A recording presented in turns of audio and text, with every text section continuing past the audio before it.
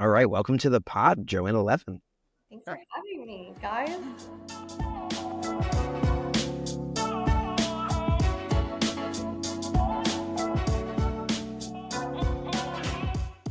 Today on the pod, we have fabulous Joanna Levin out of South Florida. This is a fun, exciting episode for me because you are living essentially where I grew up. And, I moved away from there. And sometimes I have had the thought of, why did I leave South Florida? Maybe I want to go back. It's a fleeting thought that's gone very quickly. But this is the whole concept of our show, is to talk to somebody about relocating to your area. So I'm so excited to have you here talking about my hometown. Awesome. Well, thanks for having me. Yeah. So why don't you introduce yourself, say your name and where you work and all that. Yeah. So I'm Levin. I'm out of South Florida. I work at the Broward County, Palm Beach markets. Been a real estate agent for about 8 years now at Compass with you guys. And I just had my 5-year anniversary in July with Compass. Nice. Congratulations. Thank you. Yeah, that's awesome. So tell us a little bit about your journey into real estate. What was your background before you were in this, and what made the transition? Yeah, for sure. So before real estate, I was in hospitality management, specifically hotels. I was working for Marriott. So I started at the front desk, worked my way up to sales, and there was just no real room for me to grow that corporate ladder. So I was honestly just bored one weekend and I got my real estate license. It's like, what can I do? And I was just working like rental lead.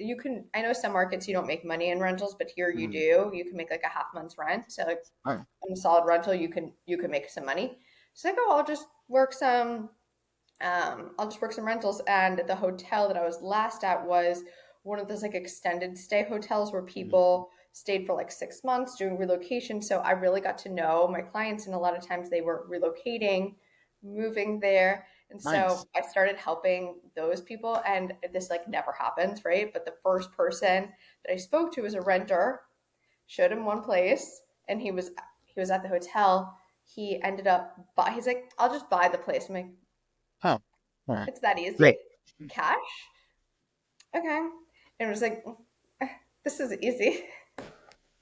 And I kind of saw that paycheck, and obviously, so I kept my salary job for like 9 months, did both, and just for like a lot of reasons, the corporate world didn't work for me anymore. I was like, okay, if I can put this much effort into myself, I'd love to see what I can do, because I'm seeing how much I can make if I'm just putting minimal effort in. So I gave myself 6 months to just quit, do it, because I felt like that was a good enough time of I could come back because of the resume that I had built. And I just put my all into it and never looked back. That's such I feel like a common story for a lot of agents, right? The kind of part-time, let me dabble in it, see if this is for me. And then that realization of, if I just put my effort into this, there's no reason I can't do it And be successful. And that's what I struggle with. Some people are like, you really want to work with a full-time agent, and I have like a sweet spot in my heart for those people where like, yes, you do want to work, because I use that line too, is you want to work with a full-time agent, but some people can't be full-time agents, and I'll still continue to use that line to win business, but not everybody can be a full-time agent, and I get that as well. Yeah. So how lucky are we that we get to speak? Yeah, right. I mean, it's luck, and it's grit, and it's skill, and it's a lot of the kind of skills that you pick up in the hospitality industry, as a perfect example, or as we picked up in entertainment management, right? These kind of soft skills that translate so perfectly into this industry. I think that it just goes to show that that's why it's so often a second field. So yeah, I think that a lot of people from hospitality translate so easily into real estate. I think that it's people. You're talking to people every day.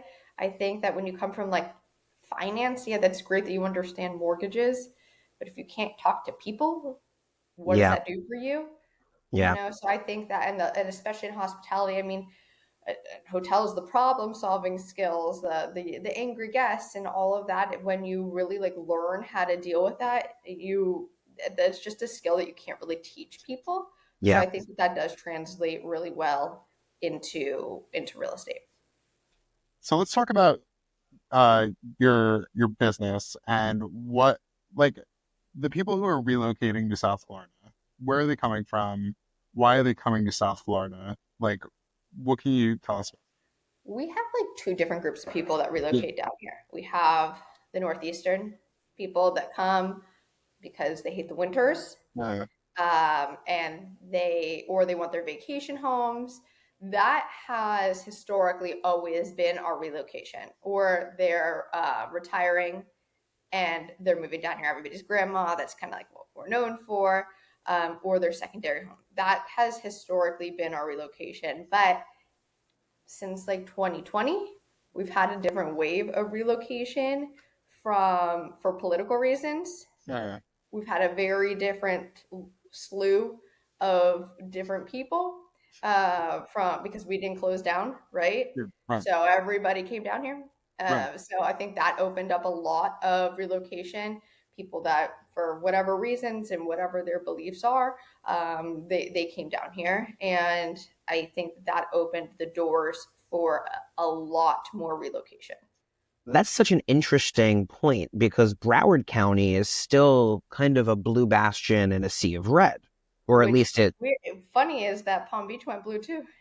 Right. Yeah. So how do you how do you square that circle if people are coming to your market specifically and not statewide for political reasons?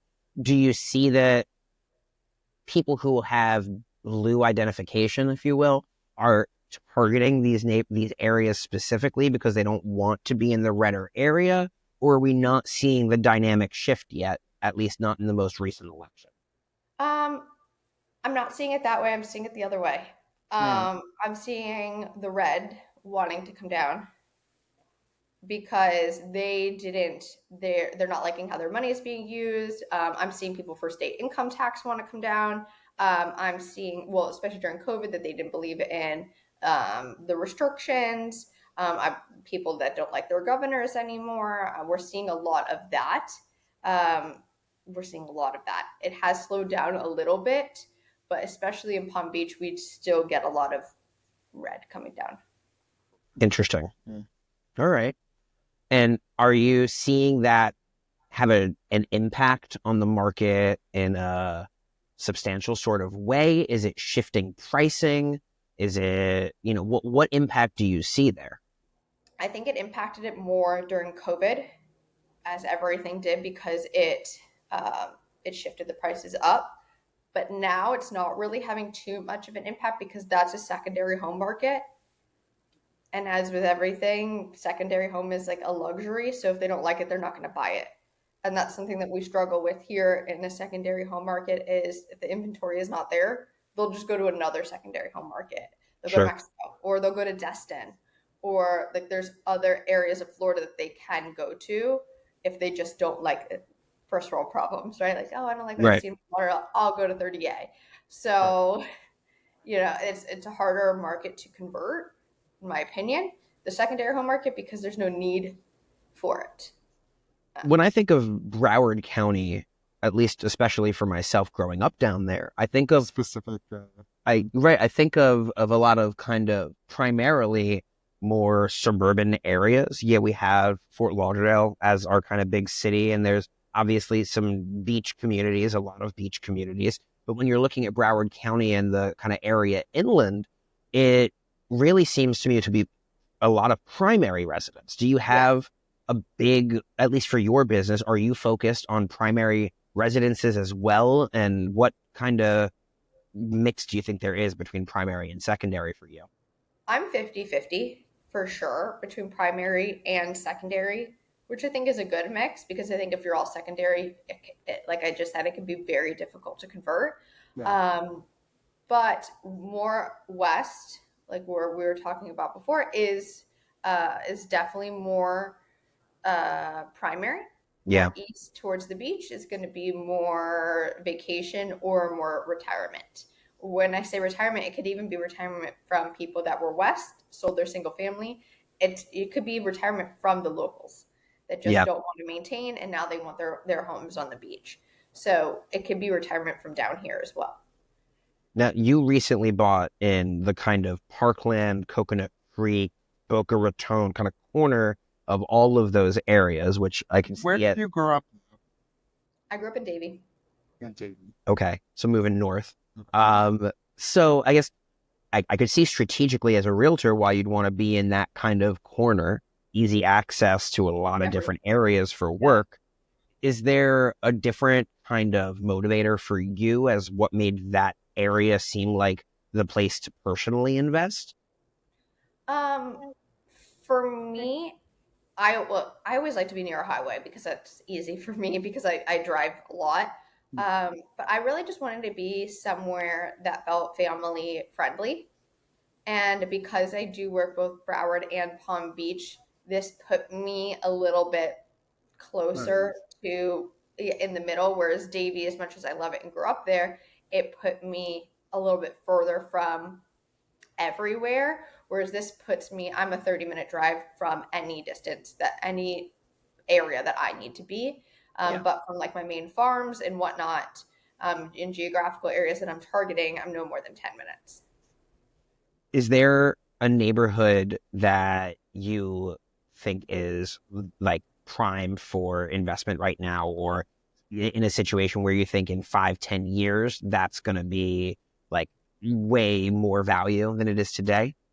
I do. I think that Pompano Beach, which is more on the east side, and it's already starting. And I almost think people are still could be too late because Fort Lauderdale priced out. Fort Lauderdale became like the new Miami. Pompano started building, and I said this like 5 years ago. So we are almost like too late, but there's still time. Pompano's on the line of Fort Lauderdale, east. So for the people that want to be in Fort Lauderdale but can't afford it anymore because prices have become so difficult, you can be a 10-15 minute drive in to the city and the nightlife, but with Pompano pricing. And there's such luxury developments coming, and developers don't put anything in if they don't see a vision. There's Ritz-Carlton, there's Four Seasons, there's Casamar, there's Solomar. Like there are luxury condos going up. They just broke ground on something else, like one of those names, so like you don't put names up if there's not something coming, which means the steakhouses are coming, which means the nightlife is coming. And with all of that, then the home prices are going to go up. And so you're seeing a lot of people buying first round to get those prices locked in. And that's going to be a lot of vacation homes. People are buying those. Is that going as far north as like Deerfield Beach? It stops. So Pompano is basically like starts at Fort Lauderdale, ends at like Deerfield. It's like it's right in the middle. Right. That's why I was wondering if it was going as far as, like Deerfield. Yeah, Deerfield hasn't come yet. But that would probably be like the next one, I would say, but it's not there yet. So if you missed the boat on Pompano, maybe Deerfield is the place to invest. It might be, but it could be. It could be. And what's good about Deerfield is also people love Boca, so it puts you there also. But they haven't really started investing in like restaurants. That's always like a key to me is restaurants. When you see restaurants start popping up, that means that there's a need for them. Right. Yeah. The stuff in Deerfield's like the restaurants there are like so. I know. I've been going there since I was a kid. I couldn't find anything. Yeah, I've been going there since I was a kid. My grandma lived in Deerfield for a very long time. So like every summer break, not summer break, winter break, obviously. We would be down at the beach. And that was my beach as a kid, So that was where I would go, especially in high school, late night with, friends to sit on the beach and not be home. You can definitely get a good deal there. There hasn't been anything really like developing yet. Sure. What is something that you would tell people who are coming from out of state as like, this is what you need to know about our market that's different than other markets? Insurance. One example we give a lot is we're an attorney state. So you will have an attorney involved with your transaction, right? So that's something that's like specific for New York. What's going on down in Florida? I would urge everybody to take a look at insurance. Insurance kills deals down here. And I think, especially if you're working with a lender, a lot of my clients love to use their lenders, which is wonderful. But the lender that sold them their house in Idaho or Delaware or New Jersey or wherever it is that has their license down here in Florida, and I'm sure they are phenomenal lenders.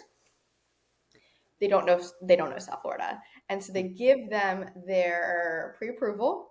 And the first thing I ask them is, how much did you estimate? How much did you estimate for insurance? And they'll tell me $2,000 for the year. And then I'll say, okay, well, what do you want your monthly payment to be? Oh, that, because it had that for the year. I'm like, okay, well, your insurance is going to be $8,000. You do the math on how that just changed your monthly payment. And then I have to call the lender and I have to explain to them why. And then I have to explain to the buyer why their budget just changed and they've been looking on Zillow for the past 6 months before I even got to them. And I have to be the one that burst their bubble. And now potentially they can't even afford the house, or now they're pissed. I have to get them to my lender, but it's like, you're the bad person because it's like you broke the bad news. Yeah. But I learned that really quickly when I started trusting other lenders, even if it's a local lender. If you're not my lender, I'm asking the question. And I took this one buyer out and I showed them like 15 houses. We write the offer. He ran everything. We got the quote. Deal died because of insurance. I'm like, why? And he's like, that's not what I estimated. I'm like, what? Like, I didn't understand that they wouldn't have estimated correctly. So now it's the one thing I check with every buyer because our insurance is just really high down here. Wow, that is like not a problem. Yeah, not really. No. Yeah. Why would people choose to relocate to South Florida besides the sun, besides the beach? Like what's the income tax and the politics? Like what's really the main thing? It's like you live there your whole life. What do you? Honestly, those are really it. Like those are the main reasons that I hear. If it's an investor or even if it's a secondary home, they'll make it their primary for the no income tax. But most people just want to come down for the weather. That's what it is. It's a lifestyle. They want to be outside. They want to go running every day. They want to walk by the beach. Otherwise, you could live anywhere. Right. Yeah. But what about like Broward specifically, like versus other parts of Florida? Yeah. Why should I come to Broward instead of the Daytona area or Orlando area or Naples? I think the further south you go in Florida, the more culture you get. Yeah. You do. I think you go to Miami, it could be a little bit overwhelming. So I think Broward is a good mix of like a good melting pot, and I think it can make you very cultured as well. I think the food, down to the food, like I get so many different restaurants, but I'm also close to Miami, but I'm close to Boca. Like you get so much here, whereas like you go a little bit further north to Orlando or Daytona, it just feels like the burbs with nice weather. Yeah. Truly. It's a great place to live, but there isn't as much to do. Culturally, festivals, things like that. We just get a lot down here, especially being closer to Miami, but you don't have to be in Miami. What's your favorite time of year down there? I'm a summer girl. You're a summer girl? Even though it's hot as hell? 120 degrees. Give it to me. I want it. I don't even know. I literally, like, the second I turned 18, the moment I turned 18, I got the hell out of Florida. I needed me some seasons. I wanted some snow. Frankly, New York is too warm for me. I want to go further, but get there. If my belt isn't sizzling, it's not hot enough. But every so often, we're always like, should we move to Florida? My friends are down there. My dad's down there. Yeah. So like, there are reasons to move. If you had all the money in the world, where would you live? And like, what kind of place would you have in South Florida? Would you have a condo? Would you have a house? Like, what would you? I honestly don't know. No? I don't know. Like, I all the money in the world. I mean, those beautiful houses on A1A. we live at, like, the Ritz in, I like, know I struggle with that Miami. because, like, could my dogs run around there? I mean, you have all the money in the world. But like, you can't fence the beach, you know? But you could have, like, a rooftop terrace with turf. Mm. I need to think about this. I might have to get back to you All because I right, think about this often, and I really like don't know all the Oh, money in the world. Am I on the beach? No, because like my house could go down. Storm. okay. So how about this? Because this is more business and real estate related. Sellers or buyers? Unpopular opinion, buyers. Okay. What do you have a split in your business that you do like 70-30 or? Up until last year, I was 50-50. Last year, I was 70% listings. Okay. But I know people love listings and they think they're easier. I'm not as transactional as most agents are. I really enjoy working with people, Mhm. and I think you get more of that with buyers. I think you get to be a part of their process. I think you get to like tug on their heartstrings. I think you get more referrals from it because you were a part, you helped them get their dream home. I love to like be a part of that. So when I do too many sellers in a row, I get like, give me a buyer. Like I love helping them Yeah. as much as you love listings because that's better for your business. I do believe you have to list to last. Um, and I think you can be more creative with it. So that feeds my soul too. I don't love talking like all the numbers and having to tell you to reduce your price. It feels more transactional to me. I can do it. I'm good at it. That's fine too. It feels more businessy. Yeah. That makes sense. I always talk about buyers like going shopping with friends and Yeah, sellers like it feels my more. boss. Yeah, Yeah. it's not maintainable. You can't do as many buyers at a time as you can handle sellers, and I think that's why it's more maintainable. Yeah. I can have 16 listings, and they can go. They can kind of maintain themselves. I can't take out 16 buyers at a time. Yeah. Oh, right. Because you guys don't show. Because you're not showing listings. But even if you are, you're not with them every day. Yeah, sure. You know, and I can have Yeah. somebody show up for me and we can, and then send their contract and then it's feeding itself where buyers are like whole day takes your whole day to do showings, you know? Yeah. That makes sense. Why should someone work with you to relocate to South Florida? Because everybody in Florida's got their real estate license. I know. Here. I feel like there's so many options. I can't. Honestly, I think, I mean, we all think we're the best, but I think when it comes to working with an agent, I think that you just have to kind of find your vibe. I think everybody has their pros and their cons, but especially in a market like this, I think that you really need to find an agent that like knows their shit because the contracts have changed. I just told you what I was going through before. Like you have loan commitments that are changing. I had a seller tell me yesterday that she was going to go with somebody else because they were um, they were going to do it for 2% less. And I respectfully said, you've done 5 transactions with me. I could do it for 2% less, but I won't. Yeah. That 2% will cost you more because that man that I know you're hiring just got his license last week and he will lose you the deposit. Right. Like I'm fighting for you every step of the way. So I think I truly know these contracts, and other people might as well. But I think that if you're looking for an agent, just really know who knows their shit because especially in South Florida, everybody here is very sue happy. They pay attention to the dates. They pay attention to when that last initial was signed and every way to get out of everything. Remember what happened with Neil's deal? Yeah. No. So my The buyers clients have tried to get never out. lost. Yeah, I've never lost a deposit for a client. I've happily retained deposits for my clients. I mean, it sucks to do, but I think if you should look at your clients, you should look at the agent's track records and ask them questions. Don't just go with an agent. Makes sense. Yeah. It's been lovely talking to you, Joanna. Why don't you reintroduce yourself, tell people where they can follow you or find you, and how they can get in touch with you. So I'm Joanna Levin. I am a South Florida real estate agent. I specialize in Broward and Palm Beach counties. The best way to kind of follow me would be on Instagram. It's at Joanna Levin, the realtor. You can message me there. It has all of my contact information as well. Beautiful.